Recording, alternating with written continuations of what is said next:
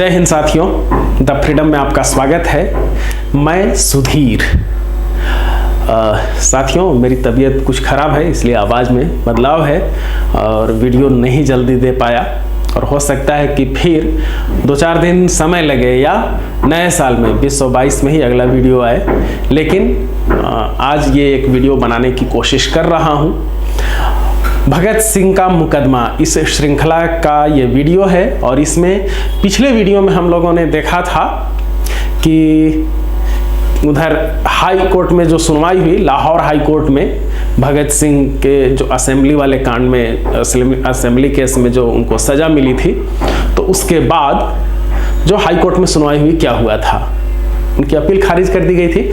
उससे पहले हम लोगों ने चर्चा की थी कि भगत सिंह और बटुकेश्वर दत्त ने अनशन शुरू कर दिया था, भूख हड़ताल शुरू कर दी थी और फिर ये भूख हड़ताल उनकी चलती रही। जैसे ही सजा सुनाई गई, 12 जून 1929 को सजा सुनाई गई थी असेंबली केस में और उसी दिन उन्हें दिल्ली से लाहौर दोनों को रवाना कर दिया गया था ट्रेन से, लेकिन दोनों को अलग अलग डब्बे में बिठाया गया था।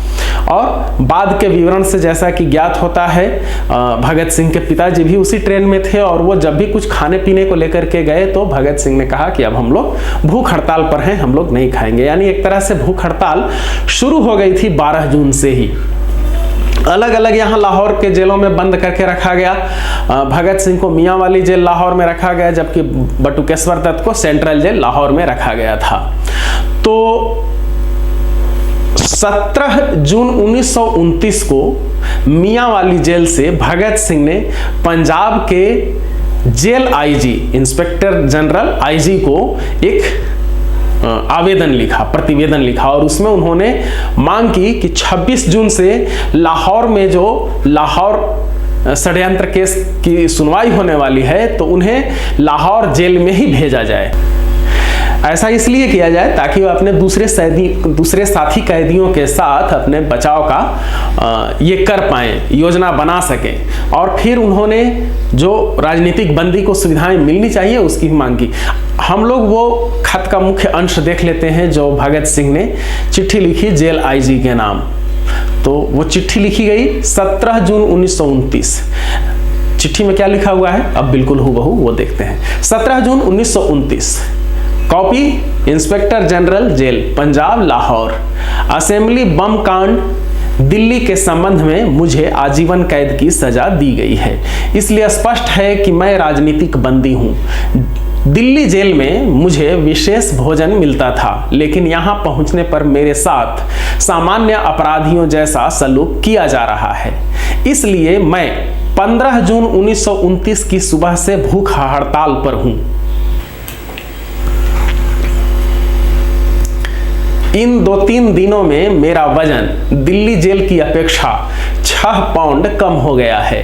मैं आपका ध्यान इस ओर आकर्षित करना चाहता हूं कि मुझे हर हाल में राजनीतिक बंदी का विशेष दर्जा मिलना चाहिए। मेरी मांगे हैं अच्छा भोजन, दूध, घी, दाल, चावल आदि के साथ मशक्कत न कराई जाए, स्नान सुविधा, साबुन, तेल, हजामत आदि, प्रत्येक तरह का साहित्य, इतिहास, अर्थशास्त्र, राजनीतिक विज्ञान, कविता, नाटक या उपन्यास, समाचार पत्र।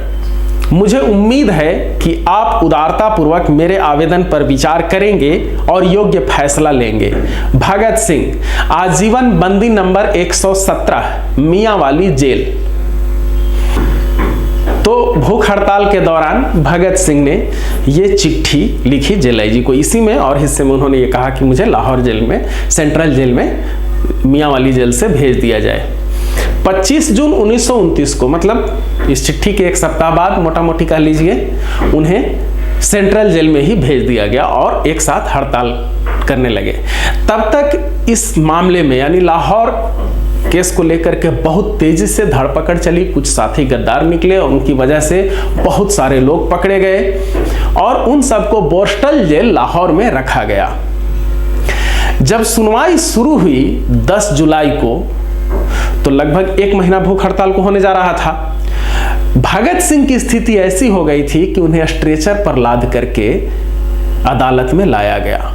उनके साथियों ने कहा कि वो रूप भगत सिंह का देखना किसी के बर्दाश्त के बाहर था। वो हट्ठा कट्ठा हमेशा हमारा दोस्त था, हमारा सरदार सबसे तंदुरुस्त था और वो हड्डियों का ढांचा मात्र बच करके रह गया था। मुश्किल से वो बैठ पा रहे थे, थोड़ी देर भी बोलते तो बहुत तकलीफ होने लगती। और फिर ये जो भूख हड़ताल चली है वो दर्द की एक इतनी बड़ी कहानी है, दर्दनाक कहानी तो है ही, और उसमें ज़रूरत से कहीं अधिक और भी चीज़ें शामिल हैं। इस भूख हड़ताल के बारे में क्या क्या हुआ अलग अलग साथियों ने लिखा है, सरकारी दस्तावेजों में भी जो है, और जो भगत सिंह के साथियों ने अपने संस्मरणों में लिखा है, जो उस भूख हड़ताल में शामिल थे, जो शामिल नहीं हुए और जो उनके साथ व्यवहार किया गया जेल में, वो सब हम लोग देखेंगे। इसका कुछ हिस्सा जब हम लोग यतीन्द्रनाथ दास जो इसी भूख हड़ताल में शहीद हो गए थे, उनका जब वीडियो बना था उसमें भी हम लोग देख चुके हैं। आप एक बार वो देख लीजिएगा। और आगे फिर इस भूख हड़ताल का क्या क्या हुआ, क्या अंजाम हुआ, क्या हश्र हुआ, ये सब भी हम लोग देखेंगे। तो उस दर्द को सुनने के लिए भी ताकत बचा कर रखिएगा। ये वीडियो यहीं तक। भूख हड़ताल शुरू हो चुकी है, जेल आईजी को चिट्ठी लिखी जा चुकी है। इसमें सिर्फ एक और चीज अभी जोड़ दे रहा हूं कि सभी ये चिट्ठी जो लिखी गई जेल आईजी को, सभी क्रांतिकारियों ने अलग अलग नाम से लिखी। जैसे ये भगत सिंह ने चिट्ठी लिखी, बटुकेश्वर दत्त ने अपने नाम से अलग लिखी। इससे ये हुआ कि किसी एक की भी अगर मांग मान ली जाती है, एक चिट्ठी पर भी अगर एक्सेप्ट ये हो का मुहर लग जाता है, ठप्पा लग जाता है, तो फिर बाकी कैदियों को भी आसानी से वो सुविधाएं मिल जाएंगी, बाकी सुविधाएं लेने में आसानी होगी। तो इसीलिए ये चिट्ठी एक साथ न लिख करके अलग अलग इन लोगों ने लिखी। तो फिर मिलेंगे साथियों अगले वीडियो में। इस वीडियो में इतना ही। धन्यवाद। जय हिंद। इनकलाब जिंदाबाद।